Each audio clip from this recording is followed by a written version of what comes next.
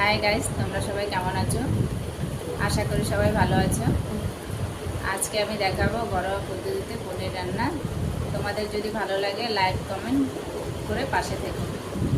চলো পনির রান্না করা যাক। আমি পনিরটা কেটে নিলাম, কড়াইতে তেল দিয়ে দিলাম। তেলটা গরম হচ্ছে।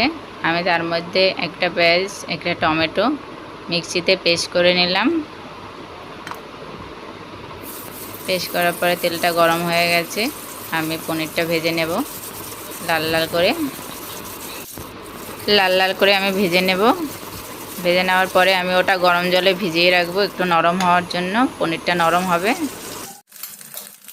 তারপরে ফোড়নটা তোমাদের দেখাতে ভুলে গেছি। ফোড়নটা দারচিনি, এলাচ গোটা আর তেজপাতা দিয়ে একটু জিরে দিয়ে আলুটা ভেজে নেওয়ার পরে ওটা আলুটা লাল করে ভেজে তুলে নেব।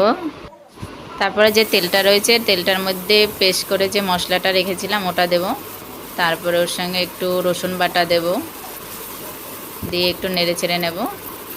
নেড়ে ছেড়ে ওটা একটু তেলে বেরোবে, তেল ছেড়ে দেবে। তারপর পরিমাণ মতো মশলা দেব, হলুদের গুঁড়ো, জিরে বাটা, আদা বাটা। তারপরে আমি নেড়ে ছেড়ে নেব। মশলাটা নেড়ে ছেড়ে আমি জল দিয়ে ফেলেছিলাম ভুলে, তারপরে লঙ্কাটা দিয়ে দিলাম।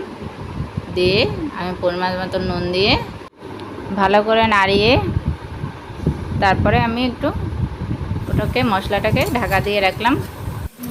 ঢাকাটা তুলে নিয়ে তারপরে আমি নাড়িয়ে নিলাম। নাড়িয়ে আমি মটরশুঁটিটা দিয়ে আর যে আলুটা ভেজে রেখেছিলাম ওটা দিয়ে ভালো করে নাড়িয়ে চাড়িয়ে একটু ঢাকা দিয়ে রাখবো। ঢাকা দিয়ে রাখার পরে দেখবেন তেলটা ছেড়ে দেবে। দেওয়ার পরে যে পনিরটা আমি ভেজে রেখেছিলাম গরম জলে ভিজিয়ে ওটা ঢেলে দেব। আর একটু পরিমাণ মতন জল লাগবে, সেটা দিয়ে আমি নাড়াচাড়া করে আমি ওটাকে আবার 5 মিনিটের জন্য ঢাকা দিয়ে রান্না করব।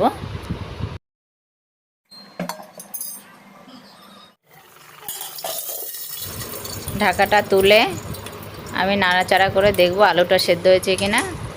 দিয়ে যে যেরকম মিষ্টি খাবে সেরকম মিষ্টি দিয়ে দেবে। তারপরে একটু ঢাকা দিয়ে রাখবে। রাখার পরে গরম মশলা আর একটু ঘি দিয়ে ওটাকে নামিয়ে নেবে।